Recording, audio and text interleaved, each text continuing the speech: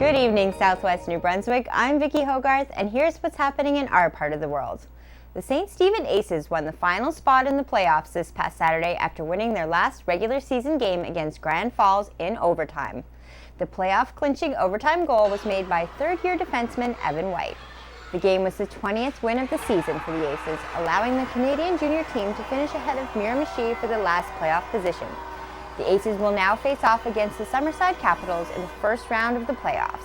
Looking ahead, if we're in playing Summerside, we know it's going to be a tough series. They're the top team in the league, and they clinched home ice advantage. But it's the playoffs. Sometimes that's a different game, and you take it one game at a time. And the Aces' first playoff game takes place next Saturday in Summerside. Tickets for the first home game on Tuesday night go on sale this Friday. Given the packed house for the last regular season game, we recommend getting your tickets early. The 16th annual St. Andrew's Seed Exchange took place last Saturday. Green thumbs and newcomers alike met at the Anglican Parish Hall to exchange seeds, advice, and stories. Those who didn't have seeds to exchange could still take part by making a donation. The idea being we just want to share our knowledge and our seeds and get more people involved in growing their own food. And it's just a good way to kind of get a jump start on the season and start planning your garden and talking about what worked last year and what didn't work and all of that. So, and we like to help people start gardening that are novices. Those who missed out on the seed exchange can still access seeds from local gardeners by visiting the Seed Library, which opens for the season Saturday, March 16th at the Ross Memorial Library. The Seed Library was done with the idea that you get seeds free from the library, and at the end of the season, if your plants produced seed of their own, then you can save some of that seed and donate it to the library for their next year's seed library. MP Karen Ludwig was at the St. Andrews Biological Station last Thursday to announce that the Government of Canada is investing $710,000 in coastal research initiatives in the Port of St. John.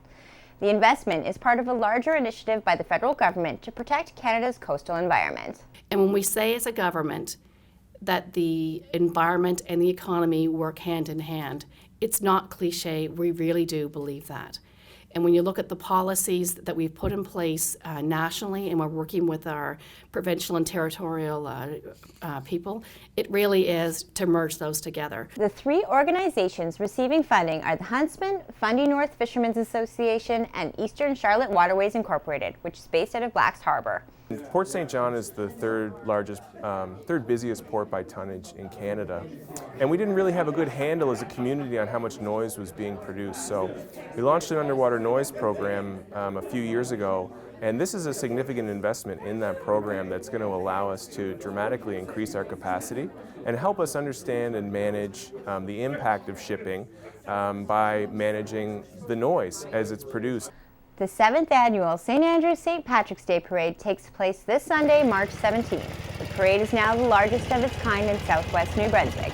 This year marks the first time in the parade's history that the festivities fall on St. Patrick's Day. As always, this isn't a fundraiser for the SPCA, so we often have a lot of people bring their dogs out and walk them.